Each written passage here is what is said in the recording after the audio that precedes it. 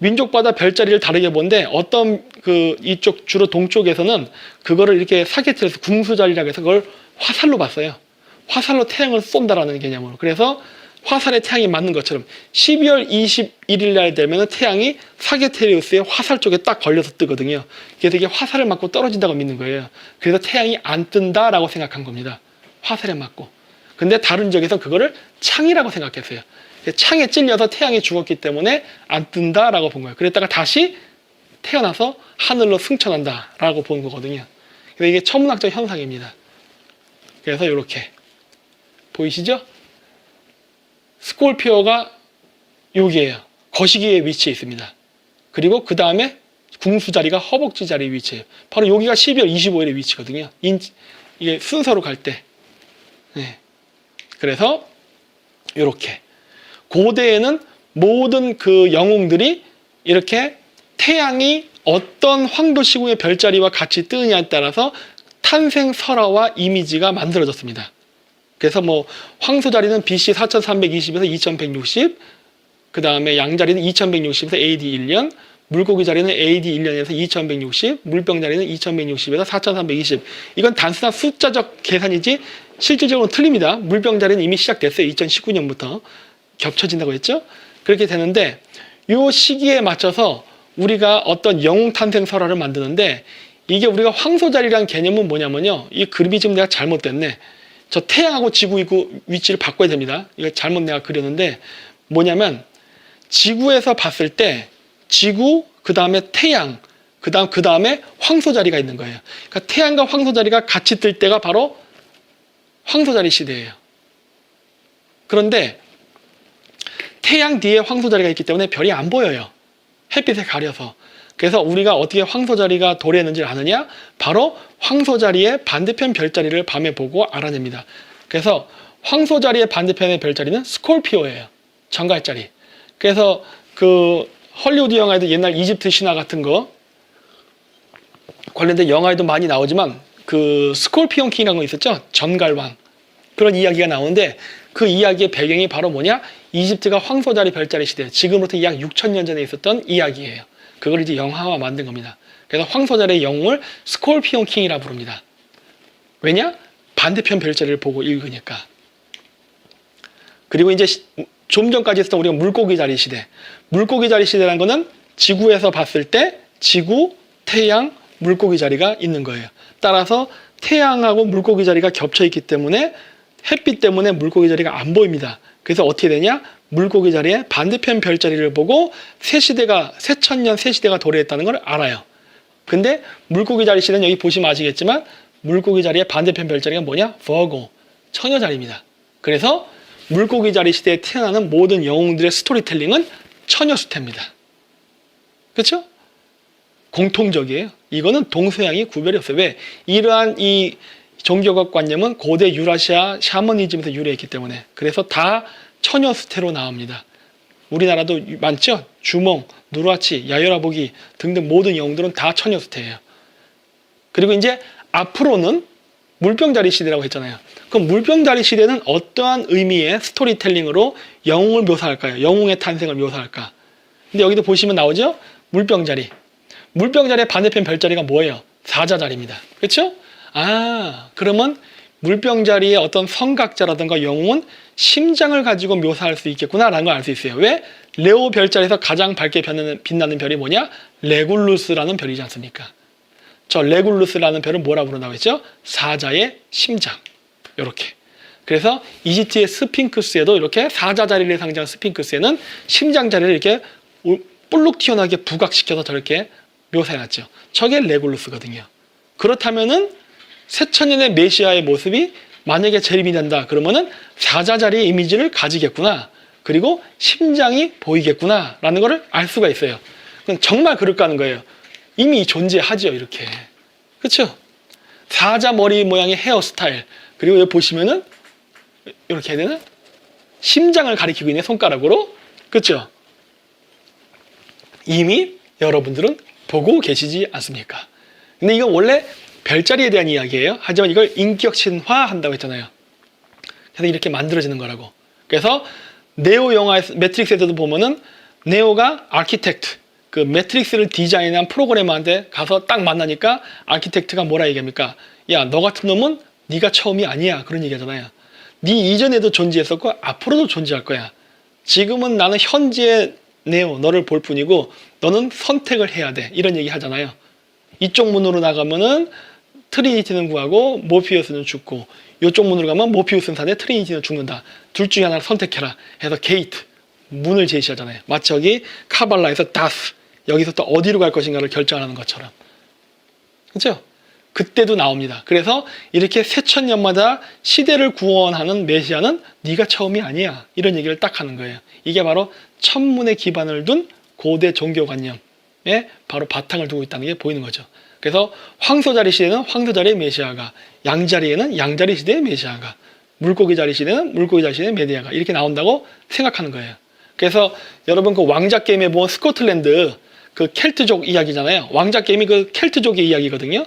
근데 거기 보면은 왕자 게임에서 그 나오는 사람들이 왕이 될 때마다 선수할 때 뭐라 그럽니까? 나는 과거의 신과 현재의 신과 미래의 신에게 선수한다 라는 얘기를 한다고요. 그래서 신이라는 개념을 과거, 현재, 미래, 시간의 개념으로 얘기해요. 왜냐? 신은 시간이니까. 그래서 그런 이야기가 미국 영화에도 중간중간 이게 탁탁탁 나옵니다. 그렇죠? 그래서 네오가 죽었다가 다시 부활할 때 심장이 다시 움직이는 게 이렇게 영화에서도 나오죠. 왜? 네오는 물병자리 시대의 메시아의 개념으로서 영화를 만들었기 때문에. 그래서 심장을 상징하죠.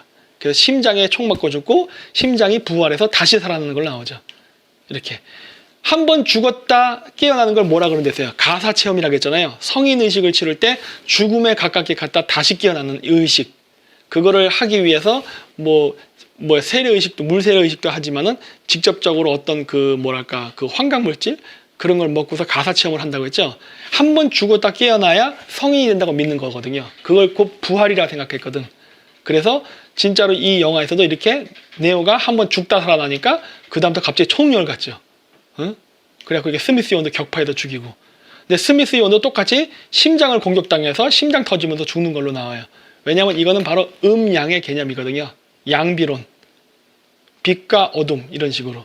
그러다 보니까 둘 다 부활과 죽음은 같은 형태로 움직인다라고 보는 거예요. 빛이 강하면 어둠이 강하듯이 둘은 상관관계로 같이 움직인다예요. 그래서 이런 식으로 십자가 형태로 해서 이렇게 성인을 묘사하는 것은 전 세계 모든 종교에서 다 나타납니다. 그렇죠? 요 왼쪽에 말이 그려지는 건 저기 켈트족 거예요. 요 밑에 거는 저게 로마인가 그리스예요. 오른쪽에 건 디오니소스인가? 디오니소스. 그거. 그 다음에 여기 보면 불교, 잉카 등등이 다 있죠. 그렇죠? 그래서 이 십자가로 묘사하는 이유는 바로 이 사람들이 바로 하늘로부터 내려온 천송강림. 그 바로 반신반인의 인간으로 태어나서 신의 사명을 대행한다라는 이미지로 그 신화가 만들어질 때 이 많이 쓰였기 때문이에요. 그래서 아까도 얘기했지만은 거기서 얘기는 아키텍트가 네오를 만나서 얘기하죠. 너는 처음이 아니다예요. 왜냐? 앞으로도 이런 일은 반복적으로 지속될 것이다예요. 그리고 그렇게 그 시대에 태어난 그 영웅은 머리? 머리가 막 갑자기 막 자기장이 뻗치나 봐요. 자기장이. 예. 그래가지고 그런 이야기를 하죠. 선택은 네가 한다. 그 시대를 어떻게 만들 것인지는 네가 선택해라. 이렇게 얘기하죠. 그래서 이제 보면은 이 매트릭스 영화의 마지막 이제 그 레볼루션 거기 보면은 그 스미스 요원과 최후의 전쟁을 하는데 거기서도 보면은 물에서 싸웁니다. 물. 이렇게 스미스 요원하고 싸울 때 보면 비가 막 내려요. 그래서 매트릭스 영화에 보면 비 내리는 장면이 정말 많이 나옵니다. 왜? 이게 물병자리 시대의 메시아를 상징해서 그래요. 물과 남자의 조합이에요. 그래서 비가 내리는 장면과 매트릭스의 그 네오라는 사람이 같이 많이 나와요. 1탄에서도 그렇지만 2탄, 3탄 다. 왜? 이 물병자리를 상징하기 때문에 그래요. 그래서 물병자리는 바로 아까 얘기했듯이 반대편 별자리를 보고 안다 그랬죠? 반대편 별자리가 뭐다? 사자자리, 즉 심장. 그래서 네오는 항상 심장 이런 것들이 같이 묘사돼서 많이 나와요. 1탄에서도 그랬었다 했잖아요. 그래서 이게 마지막에 이렇게 십자가 못 박혀 죽는 것처럼 자기 희생을 통해서 결국은 시온을 구하는 영화로 나오죠. 그렇죠? 근데 이러한 풍습은 지금도 아직 합니다. 이게 바로 러시아에 사는 마슬레니짜 축제예요. 마슬레니짜 축제가 1월 혹은 2월 달에 해요. 이거는 왜냐면 러시아 동방정교 역에 따라서 하는 거기 때문에 조금 부활절의 날짜가 변합니다. 마치 우리가 양력과 음력으로 하면 신년이 변하듯이 이건 달력을 뭘 쓰냐에 따라서 변하는 거예요. 그래서 이제 그걸 하는데 이 마슬레니짜라는 거는 원래 러시아 말로 마슬라라는 말이 바다, 기름이에요. 기름. 우리 그 버터 있죠, 버터. 그 레니짜, 레스라는 말이 뭐예요? 영어로 없다예요. 기름이 없는 날이라는 말인데 이 마슬레니짜의 원래 축제의 기원은 무엇이었냐면 아까 얘기했지 태양은 1년의 수명이 365일이라 믿었어요. 그래서 12월 21일이 되면은 태양이 죽는다고 생각했습니다. 동지, 즉 밤이 길어질 때. 근데 한반도 같은 경우는 그냥 밤이 길어질 뿐이지 낮이 존재하잖아요. 근데 저 북극권, 북위 66.6도를 가면 태양이 안 떠버립니다. 3일 동안. 그리고 12월 25일 날 태양이 딱 떠요. 그래서 12월 25일을 기점으로 해서 새해를 잡는 거는 바로 북극권에 살던 사람들이 갖고 있던 신앙이에요. 어쨌든 그런데 그래서 이 마슬레니짜 축제는 그래서 보면 이게 북극권이잖아요. 러시아 추운데. 그래서 여기에서 이제 살던 사람들이 태양이 12월 21일 날 안 떠서 즉 동지가 돼서 죽으면은 이걸 태양의 죽음이라 그래서 죽은 태양을 다시 되살려야만 자기들이 따뜻한 태양의 빛을 받으면서 살 수 있다고 믿었어요. 그래서 무슨 짓을 했느냐? 인신공양을 했습니다. 이렇게. 지금은 안 하죠. 지금의 마슬레니짜 축제는 이렇게 허수아비 인형을 태웁니다. 이게 십자가 모양으로 이렇게 만들어 놨다가 마지막에 태워 죽여요. 이게 옛날 때는 사람이었어요. 근데 아까 제가 뭐라 그랬죠? 토끼, 이상한 나라 앨리스 얘기할 때 토끼와 여자는 태양을 상징한다 그랬죠. 동쪽 방향을 상징해서 태양이 뜨는 위치. 동쪽 방향이 뭐야? 태양이 뜨는 위치예요. 태양이 중천에 위치가 아니에요. 태양이 뜨는, 즉 새로운 태양이 뜨는 위치가 바로 묘시, 동쪽 방향이란 말이에요. 그래서 새해는 토끼, 여자가 연결되어 있습니다. 고대 샤머니즘 생각해서. 그러다 보니까 어떤 일을 했느냐? 새로운 태양, 즉 새해를 떠올리기 위해서 여자를 산채로 태웠어요. 이렇게 지금 이 화면에서 보이시는 것처럼 원래는 저게 인형이 있는데 옛날에는 저게 여자였어요.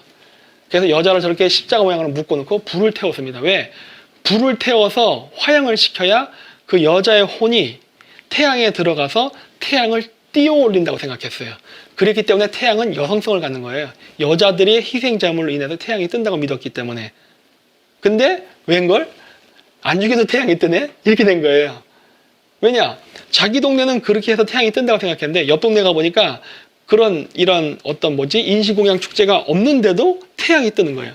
그래서 거기서 제사장들이 쇼크를 먹은 거예요. 아, 우리가 뭔가 잘못 생각했구나. 그래서 어떻게 된 거냐? 사람을 죽이지 말고 그러면은 다른 방식을 하자 했더니 어떻게 된 거예요? 사람들이 그 당시에 민중들이 과거로부터 해왔던 전통에 길들여져 있기 때문에 아까 했죠? 매트릭스 시스템에 길들여져서 거기를 벗어나려 하지 않는다. 그러다 보니까 어떻게 하는 거예요? 반대하는 거예요. 꼭 여자를 잡아 죽여야 된다고 생각하는 거예요. 그러다 보니까 어떻게 한 거예요?